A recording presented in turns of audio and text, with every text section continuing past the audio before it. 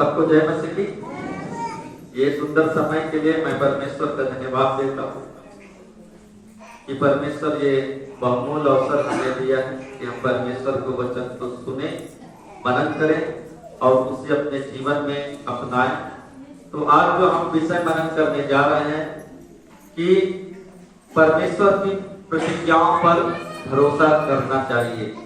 हम सब से परमेश्वर प्रतिज्ञा करता है और उस प्रतिज्ञा पर हमें भरोसा करना चाहिए, विश्वास करना चाहिए। हम बाइबल में एक व्यक्ति को देखते हैं जिसे परमेश्वर ने कहा कि मैं तुझे जातियों का मूल पिता बना दूंगा, इसलिए तू अपने देश, अपने कुटुंब, अपने जन्मभूमि को छोड़ करके एक दूसरे देश में चला जा जिसे मैं तुझे दिखाऊंगा। और हम सब जानते हैं वो व्यक्ति अब्राहम था। अब्राहम का नाम पहले अब्राम बस था, हाँ नहीं लगा था। हम लोग इब्राहिम बोलते हैं ना अभी, या अब्राहम बोलते हैं, तो उस समय उसका नाम अब्राम था। और वो व्यक्ति परमेश्वर के उस प्रतिज्ञा पर विश्वास किया और वो अपना देश, जहाँ की उसकी जन्मभूमि थी, वहां से निकल गया। वो पुराना देश जो ऊर कहलाता था लेबनोन के पास में, वो आज का इराक है। इराक एक देश है ना। एक विश्वासी का पति इराक में कमाने गया है, वो आज शायद नहीं आए थे, उनके लिए रोज मैं प्रार्थना करता हूँ। तो अब्राहम इराक में उसका जन्मभूमि था। इराक एक मुस्लिम कंट्री है और परमेश्वर उसको इजराइल देश देने पर था। उस समय इजराइल देश का नाम कनान था। और कनान कौन था? जो नूह के 3 बेटे थे। तो मझले वाले बेटे का नाम हाम था, बड़े वाले का नाम सेम था, मझले वाले का नाम हाम था और सबसे छोटे बेटे का नाम एपेद था। तो जो हाम के संतान थे उनमें से एक बेटा था कनान और उसी के वंशज जो वहां बसे तो वो देश बन गया कनान। तो अब्राहम को परमेश्वर कनान देश देने पर था और उससे बोला कि मैं तुम्हारे जाति को बहुत ही बढ़ा दूंगा, इतना कर दूंगा कि जिस प्रकार मनुष्य बालू, समुद्र का जो बालू है उसके कण को गिन नहीं सकता, या आकाश में जो तारागण है उसे नहीं गिन सकता, वैसे मैं बढ़ाऊंगा। और तब तक अब्राहम का कोई भी संतान नहीं था, कोई भी बच्चे नहीं थे। उनकी जो पत्नी थी सारा, वो बांझ थी। तो अब्राहम अपने भतीजे और पत्नी को लेकर के दूर देश में निकल गए और उसके जीवन में कई विपत्ति आई और एक समय आया कि उनको लगा कि बच्चा नहीं होगा, उनको लगा बच्चा नहीं होगा। और लगभग 16 साल के बाद सारा को लगा, अब्राहम को लगा बच्चा नहीं होगा। तो जो सारा थी उसकी एक दासी थी, क्योंकि अब्राहम परमेश्वर की आशीष से बहुत बड़ा व्यक्ति बन गया था, बहुत धनी व्यक्ति बन गया था। उसके जानवर वगैरह बहुत सारे थे और बहुत से दास दासी भी उसके पास हो गए, लेकिन एक भी संतान नहीं था। तो ये सारा को लगा कि अब मेरे कोई संतान होगा नहीं, लग रहा। तो उसकी एक दासी थी, मिस्र देश की रहने वाली हाजिरा थी। तो ये अपनी दासी को अब्राहम से निवेदन करके बोले कि ये मेरे दासी को आप अपनी पत्नी करके बना लीजिए, इससे जो बेटा उत्पन्न होगा, मेरे तो हो नहीं रहा, इससे जो बेटा उत्पन्न होगा वो मेरा बेटा कहलाएगा।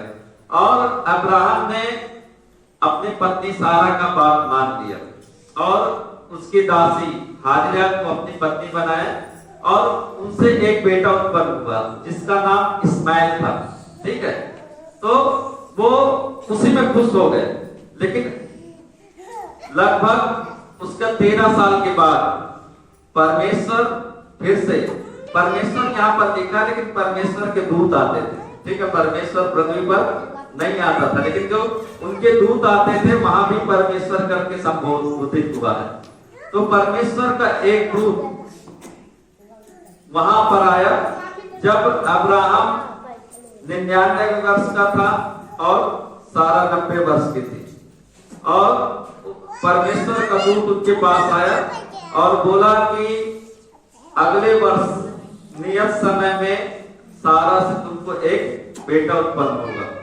तो ये अब्राहम बोला कि प्रभु आप रहने दीजिए, मैं तो 99 वर्ष का हूँ, मेरी पत्नी 90 वर्ष की है, क्या अभी ये गर्भ धारण कर सकते, क्या मैं पिता बनने का क्षमता मेरे में अभी और है? तो बोला नहीं, आप रहने दीजिए, इस्माइल आपकी दृष्टि में बना रहे यही बहुत है, और मुझे नहीं चाहिए, अब संतान नहीं चाहिए। लेकिन अब जो परमेश्वर का दूत था, यहाँ परमेश्वर लिखा है, ठीक है, लेकिन वो परमेश्वर का दूत था, परमेश्वर नहीं था। तो जब वो बोला दूत कि मैंने तुम्हारी विनती को सुना है, मैं इस्माइल को भी बहुत बढ़ाऊंगा और उससे 12 संतानें उत्पन्न होगी और वो बहुत बढ़ जाएगा, लेकिन जो मेरा प्रतिज्ञा है वो सारा के साथ में है, और अगले साल सारा से तुम्हें एक बेटा उत्पन्न होगा और तुम उसका नाम इसहाक रखना। नाम भी बता दिया कि ये नाम रखना, और जिस प्रकार से मैंने तुम्हारे साथ प्रतिज्ञा बांधी है, वाचा बांधी है, उसी प्रकार क्या है उसके साथ और उसके वंश के साथ मैं अपनी प्रतिज्ञा को बांधता हूँ, और उसके राज्य में क्या होगा, राजा उत्पन्न होंगे और वो पृथ्वी पर बहुत ही बढ़ जाएंगे। तो यहाँ पर हम देखते हैं कि हम मनुष्य अपनी प्रतिज्ञाओं को भूल जाते हैं। यहाँ पर भी हम देखें कि अब्राहम और उसकी पत्नी परमेश्वर की प्रतिज्ञाओं पर विश्वास नहीं किए। वो लोग बोले कि नहीं, इस्माइल ठीक है, लेकिन परमेश्वर अपनी प्रतिज्ञाओं को भूलता नहीं।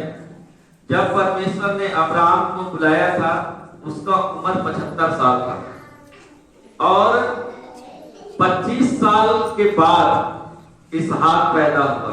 जब अब्राहम पिता बना तो 100 साल का था, और माता जो सारा थी वो 90 साल की। 25 साल के बाद भी परमेश्वर अपनी प्रतिज्ञाओं को नहीं भूला, और फिर इसहाक पैदा हुआ, और उसके आगे का स्टोरी हम सब जानते हैं कि इसहाक से याकूब पैदा हुआ। इसहाक के 2 बेटे थे, एक का नाम एसाव था, एक का नाम याकूब था, दोनों जुड़वा बच्चे थे। लेकिन पहले जो पैदा हुआ था वो एसाव पैदा हुआ था, जिसको एदोम भी बोला जाता है। लेकिन परमेश्वर ने याकूब के साथ प्रतिज्ञा बांधी, और याकूब के 12 बेटे हुए, और वही 12 बेटे जो थे 12 गोत्र कहलाए, और उनके वंशज पृथ्वी पर बढ़ते रहे। परमेश्वर अपनी जो वाचा बांधता है, परमेश्वर जो प्रतिज्ञा कर देता है, उसे कभी भी भूलता नहीं और बदलता नहीं। परमेश्वर अपनी प्रतिज्ञाओं को जरूर पूरा करता है, चाहे देर हो चाहे जो। अब्राहम तो सोच लिया था कि अब ये हाजिरा से बेटा हो गया इस्माइल, और अब यही रहे वही ठीक है, मेरे को और बच्चा नहीं चाहिए। लेकिन परमेश्वर का जो प्रतिज्ञा था वो इस्माइल के साथ नहीं था, वो किसके साथ था, इसहाक के साथ।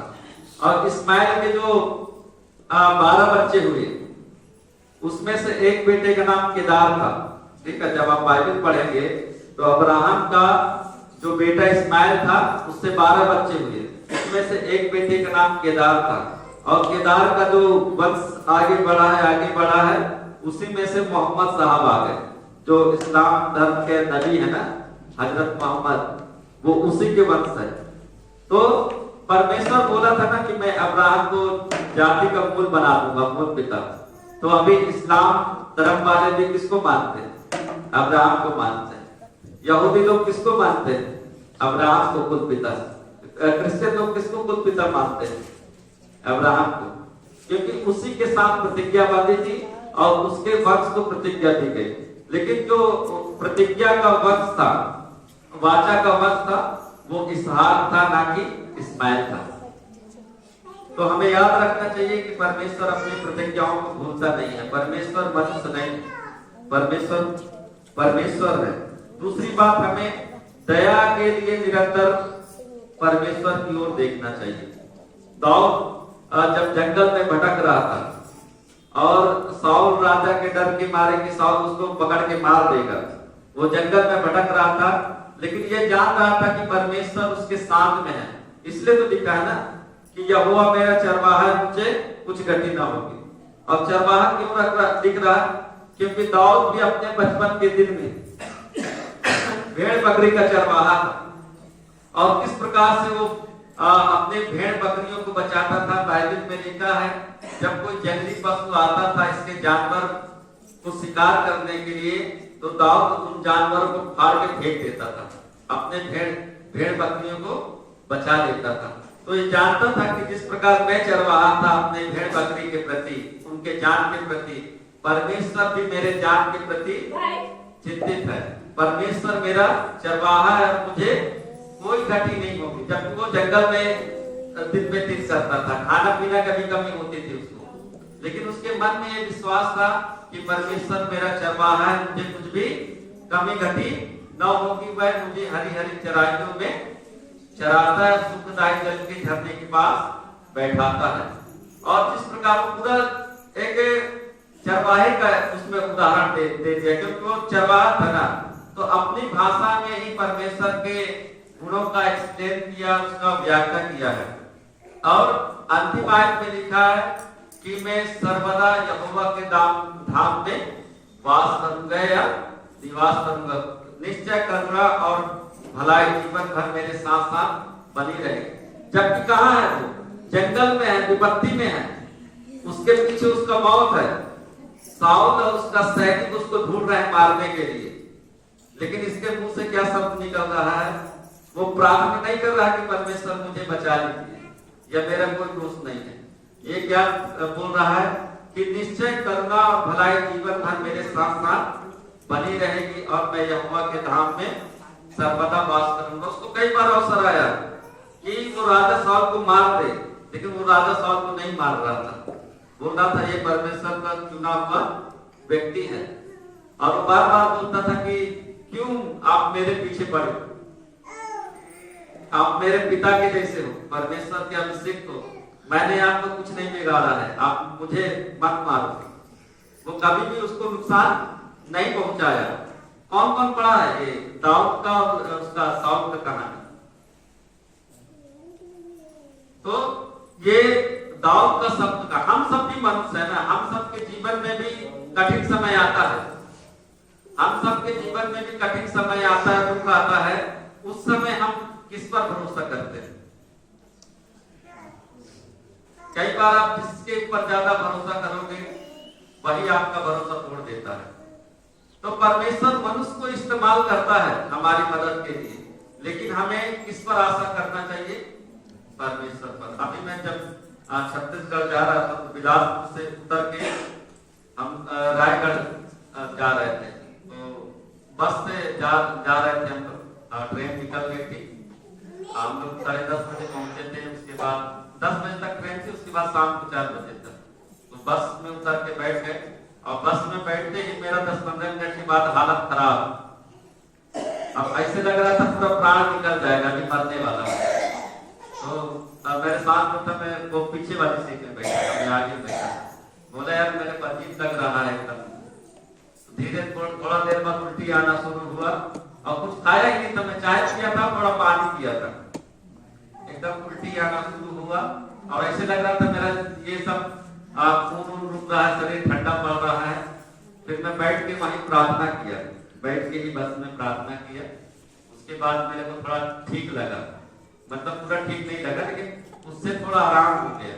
और जैसे तैसे 5 घंटा लगा, 120 किलोमीटर जाने में 5 घंटा। इतना शक्ति भी मेरा नहीं था कि मैं खड़ा रहूं। फिर वो वहां के पास्टर के घर जाके जब खाना वगैरह खाए, खाना खा के मैं सो गया।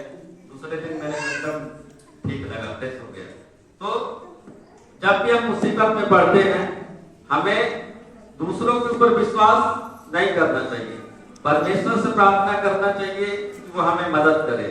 अब वो मनुष्यों के द्वारा मदद करेगा, परमेश्वर दूसरों के हृदय में काम करेगा, लेकिन हमें परमेश्वर के ऊपर ही आशा लगाए रहना चाहिए, हमेशा ऊपर की तरफ देखना चाहिए। ऊपर की तरफ मतलब परमेश्वर की तरफ हमें देखना चाहिए।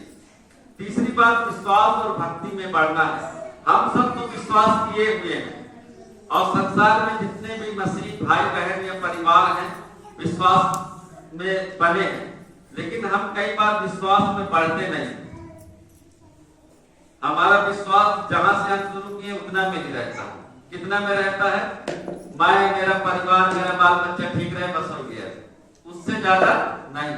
पतरस का जो पत्री रमाशंकर भैया पढ़ रहे थे, वो पतरस का अंतिम दिन था, मतलब कुछ समय के बाद वो मरने वाला था। परमेश्वर से दर्शन पा लिया था कि अब उसके जीवन का अंत का समय है। तो वो कलीसिया को क्या किया?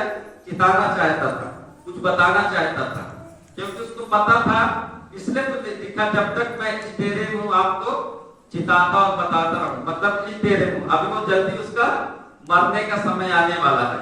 तो कलीसिया का जो मेन व्यक्ति था, जिसे यीशु मसीह ने चुना था कि मैं तुझ पर अपनी कलीसिया बनाऊंगा, तो ये अपनी दूसरी पत्री में क्या लिखा था?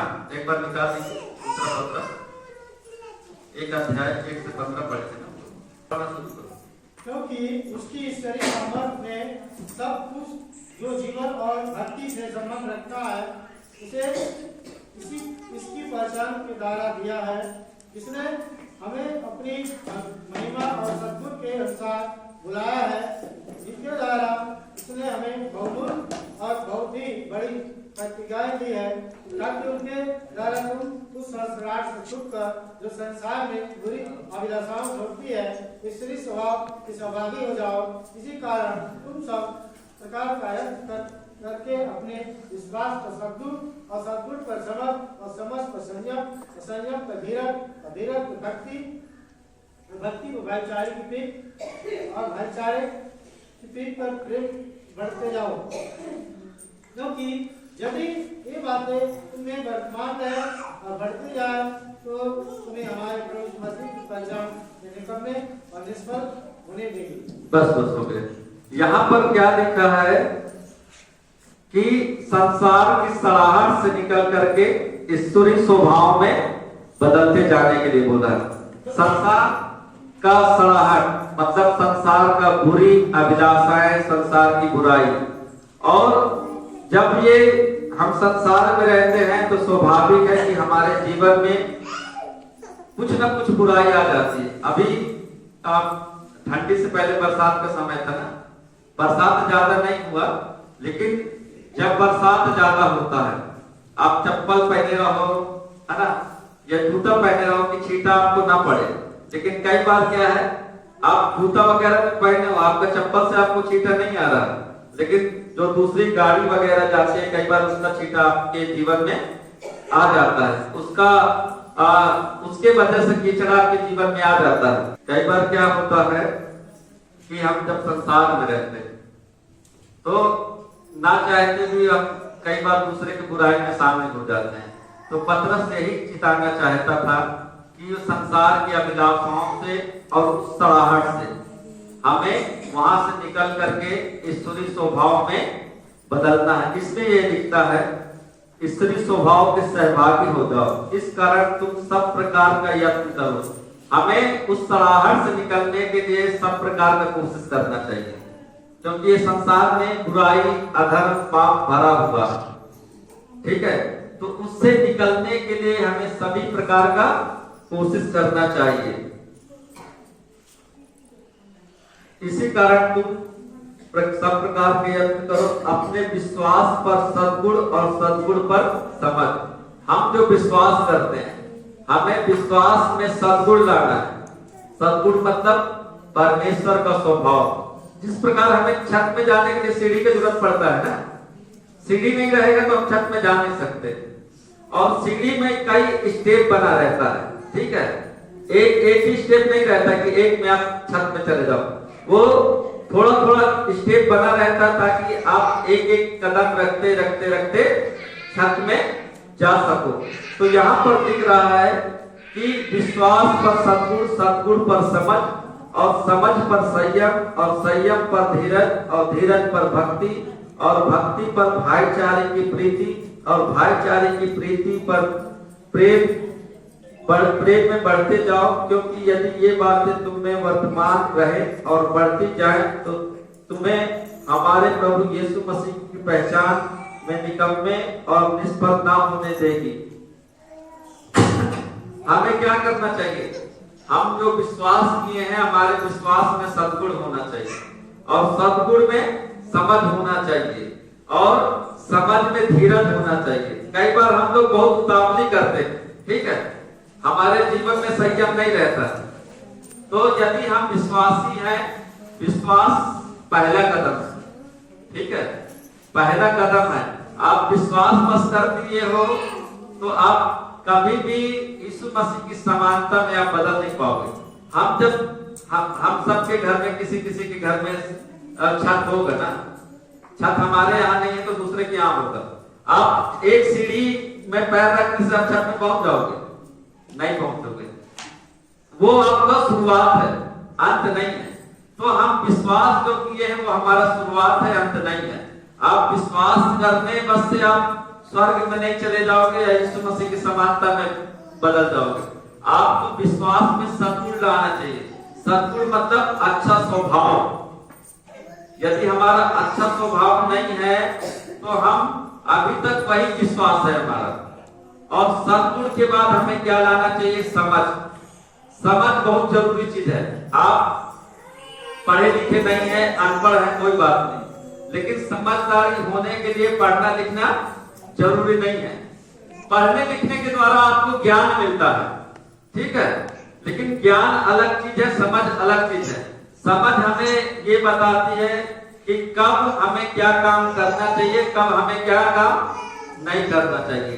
तो विश्वास में सद्गुण, सद्गुण में के बाद समझ, और समझ में धीरज, और धीरज में संयम, और संयम के साथ भाईचारे की वृद्धि में हमें आगे बढ़ते जाना चाहिए। यदि हमारे जीवन में ये चीजें नहीं है तो हम कभी भी उस वहां तक नहीं जा सकते जहां हमें यीशु मसीह लेकर के जाना चाहता है। कई लोग अभी भी पहला सीढ़ी में खड़ा हुए।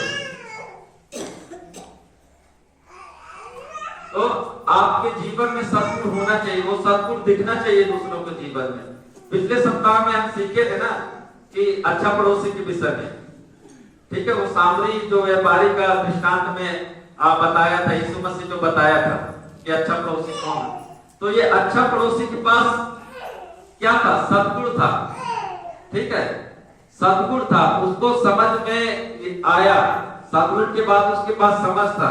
उसको ये लगा कि मेरे व्यापार से जरूरी क्या है? इस व्यक्ति का इलाज कराना, इस व्यक्ति को मदद करना। तो हमारे जीवन में समझ होना चाहिए, सद्गुण होना चाहिए। सद्गुण जब आपके जीवन में रहेगा, आप अच्छा व्यवहार करोगे दूसरों के साथ, आप दूसरों को कभी भी बुरा नहीं कहोगे। यीशु मसीह के जीवन को आप देख लीजिए, उनके चुने हुए शिष्यों का जीवन को देख लीजिए। कोई भी व्यक्ति किसी को बुरा चीज नहीं बोला है। लेकिन हम लोग क्या करते हैं? हम लोग कई बार उनको कोसते रहते हैं। दाऊद कभी हम लोग स्टोरी पढ़ रहे थे ना, उसका पीछे हाथ धो के राजा साउल पड़ा था उसको मारने के लिए, लेकिन दाऊद एक भी शब्द उसको बुरा नहीं बोला था। तो यदि हम परमेश्वर के जन हैं, हमारे जीवन में ये चीजें हमें बढ़ाना चाहिए। हम सब लोग पौधा लगाते हैं ना, किसी चीज का पौधा लगाते हैं। हम पौधा क्यों लगाते हैं? ताकि वो बढ़े और हमें उससे उसका लाभ मिले। पौधा का बीज जब आप डालते हो जमीन में तो पौधा क्या होता है? पौधा का बीज डालते हो ना, पौधा सबसे पहले मरता है। जब मरेगा तभी उसमें नया जन्म निकलेगा।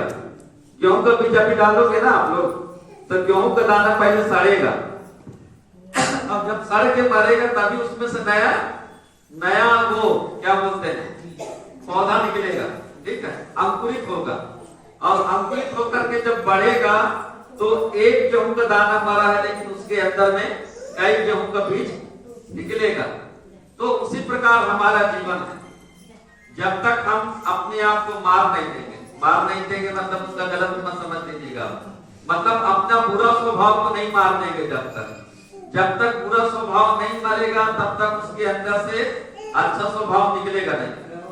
अपने बुरा स्वभाव को आपको और मेरे को मारना पड़ेगा ताकि अच्छा स्वभाव हमारे जीवन से निकले।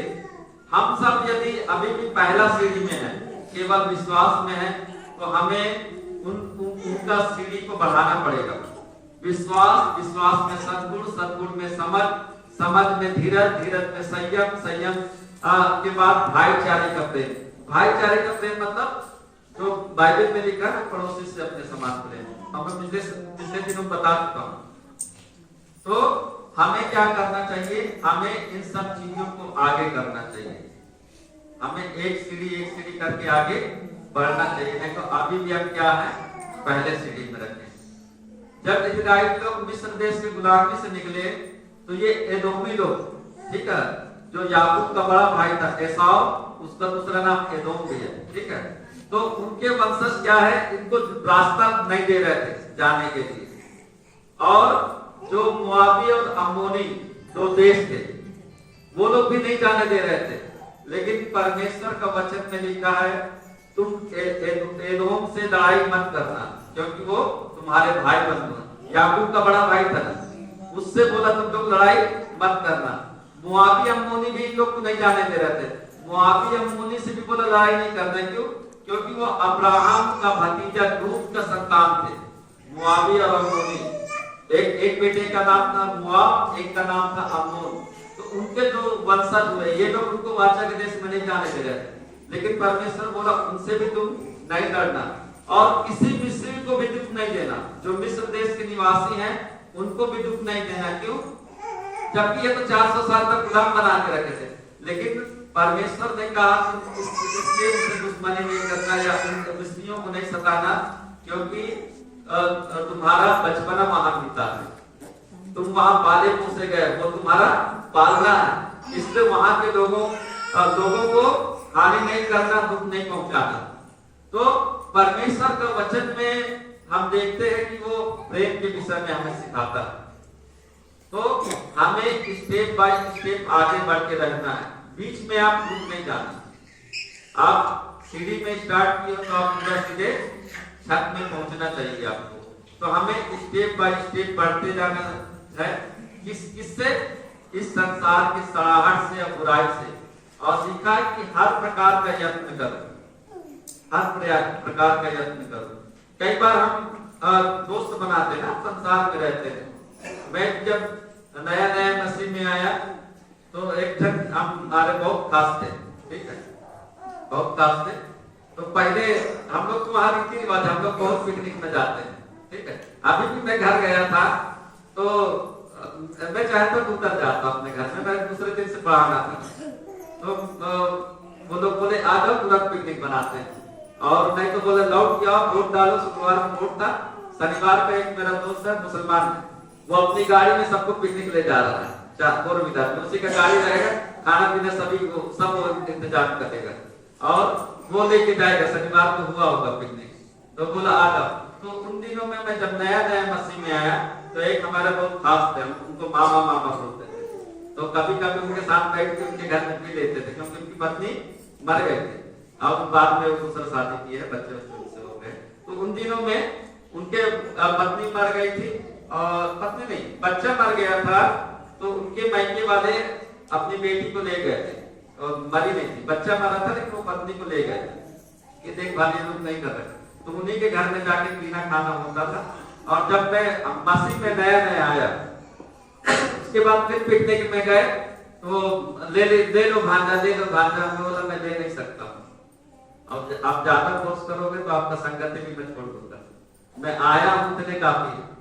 वैसे बहुत तो वैसे मतलब मिल जाते थे कि ले लो, एक बार से कुछ नहीं होगा, एक बार से कुछ नहीं। हम बोले दोस्ती छोड़ देंगे, बोलो तो तुम्हारे साथ कभी बात भी नहीं करेंगे, लेकिन ये चीज हम नहीं देंगे।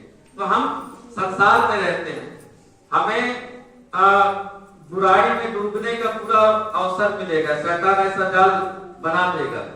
कई बार आपके रिश्तेदार, आपका दोस्त आपको ऐसे करेंगे, लेकिन आप रिश्तेदारी छोड़ दो, दोस्ती छोड़ दो जो ज्यादा फोर्स करता है। आप उसके दोस्ती के लिए आप बोलता है दोस्ती के लिए पी लो, तो आप उल्टा बोलो कि मेरे दोस्ती के लिए आप छोड़ दो। आप भाई मेरे दोस्ती कर रहे हो ना, मैं भी यही बात बोल रहा हूँ कि तुम शराब छोड़ दो, तभी दोस्ती रखूंगा। तो हमें इन संसार की सड़ाहट से निकलने का पूरा कोशिश करना चाहिए। और जब तक हम इससे निकलेंगे नहीं, हमारे जीवन में परमेश्वर का गुण आएगा नहीं। जिस प्रकार से आप बीज डालते हैं, बीज यदि जिंदा है, बीज सड़ा नहीं है तो वो निकलेगा ही नहीं। कई बार आप बीज डालते हो ना सरसों का या धनिया का,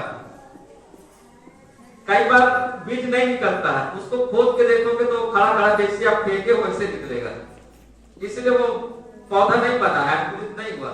जो बीज सड़ जाता है वही तो फलता है। तो हमारा जो बुरा स्वभाव है, यदि हम बुरा स्वभाव को नहीं मारेंगे तो हमारे जीवन में अच्छा स्वभाव निकलेगा नहीं। तो हमें अपने बुरे स्वभाव को मारना चाहिए ताकि हम उस परमेश्वर के राज में प्रवेश कर सके। अंतिम बात बता के मैं समाप्त करूंगा। परमेश्वर की प्रतिज्ञा पर हमें निरंतर विश्वास करना चाहिए। यीशु मसीह के ठीक पहले एक याजक था जकरिया, जो यूहन्ना बपतिस्मा देने वाले का पिताजी था, और उसका कोई भी संतान नहीं था, और ये बहुत धर्मी व्यक्ति था। तो उन दिनों में मंदिर में याजक लोग का एक समय आता था, कई याजकों का ग्रुप था, तो बारी बारी से टर्न आता था। तो इसके साथ इसका टर्न आया तो ये गया प्रार्थना करने के लिए, और वहां जब धूप का वेदी में धूप दिया जा रहा था और बाकी याजक बाहर थे, तो परमेश्वर का एक स्वर्ग धूप की वेदी से इसको दर्शन दिया। तो ये डर गया, घबरा गया, बोला जकरिया अब से कुछ दिन के बाद तुम्हारी पत्नी क्या है, गर्भवती हो। तो ये बोलने लगा उसका क्या चिन्ह है, क्योंकि अभी ये बुढ़े हो गए थे ना, बूढ़ा बूढ़ी हो गए। तो बोलने लगा कि अब तू बात नहीं कर पाएगा, अब से इतने दिन तक तुम लोगों से बात नहीं कर पाएगा। उसके कुछ दिनों के बाद एलिसिबा जो है गर्भवती होती है, और परमेश्वर को दूत बताया था कि ये माँ के गर्भ से ही पवित्र आत्मा से भरपूर होगा, और उसमें एलिया की आत्मा होगी।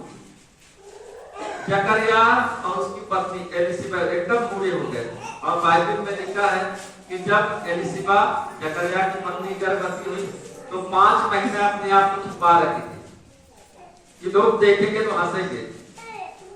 तो 5 महीने छुपा के रखी, और उसके बाद हम देखते हैं तो फिर वो यूहन्ना को जन्म देती है, और परमेश्वर तो ये बोलती है कि परमेश्वर ने मेरे नाम धराई को दूर किया। तो हमें परमेश्वर की प्रतिज्ञाओं पर विश्वास करना चाहिए। आज नहीं होगा लेकिन एक दिन जरूर होगा। परमेश्वर बार बार बोल रहा था अब्राहम को कि मैं तुम्हें वाचा के देश दूंगा, तुम्हारे वंश को वाचा का देश दूंगा। जबकि कितना साल लग गया, बहुत साल लग गया। अब्राहम के जीवन में कई समस्याएं आई, उनके वंशज गुलामी में चले गए। अब जब वहां से निकले तो 40 साल जंगल में भटके, उसके बाद तब जाकर के क्या हुआ, वाचा के देश कनान इजराइल में वो लोग पहुंच गए। और परमेश्वर ने इजराइल को बोला था कि जब तुम मेरी आज्ञाओं को मानोगे मैं तुम्हें आशीष दूंगा, लेकिन जब मेरी आज्ञाओं को तोड़ोगे मैं तुम्हें दूर दूर देश में क्या कर दूंगा, भेज दूंगा, गुलामी में भेज दूंगा। और जब तुम अपने पापों से मन फिरा करके पश्चाताप करोगे, मुझसे प्रार्थना करोगे, तो मैं जहां कहीं भी तुम होगे वहां से मैं तुम सबको वाचा के देश में लेके आऊंगा। और इजराइल को देख लीजिए, 1948 से पहले एक भी यहूदी नहीं रहता था, लेकिन परमेश्वर ने उनको क्या किया, उनके वाचा के देश में लेके आया। और चारों तरफ से मुस्लिम देश हैं, और ये यहूदी लोग 1 करोड़ भी नहीं, दिल्ली का आबादी से भी आधा आबादी है इजराइल का, लेकिन दूसरे देश क्या है, उनका कुछ भी नहीं कर पा रहे। तो परमेश्वर का प्रतिज्ञा पर उनको भरोसा है, तो हमें भी परमेश्वर की प्रतिज्ञा पर भरोसा करना चाहिए। हमें अपना दिमाग लगा करके पाप में नहीं फंसना चाहिए। उसका एक बड़ा कारण है, सारा को लगा कि अब बच्चा नहीं होगा, अब्राहम को लगा बच्चा नहीं होगा, तो क्या किए, ये अपना दिमाग लगा के क्या की, सारा अपने दासी को अब्राहम की पत्नी होने के लिए दे दी। उससे जो संतान हुआ और बाकी सब उनके वंशज है। देख लीजिए पूरा वर्ल्ड में कितना तांडव मचा रहा है। लड़ाई किससे है, अब्राहम का जो 2 वंश है, एक इस्माइल मुस्लिम लोग है ना, और दूसरा वाचा का संतान इसहाक जिससे यहूदी लोग, वही लोग उन पर लड़ाई कर रहे थे। वो बोल रहा है ये मेरा जगह, वो बोल रहा है ये मेरा जगह। तो कई बार एक गलती जो आपका अतीत में करते हैं बीते दिनों में, लेकिन उसका जो परिणाम, बुरा परिणाम हमेशा हमें आगे तक उसको भुगतना पड़ता है। इसलिए हमें विश्वास योग्य और ईमानदार बने रहना चाहिए।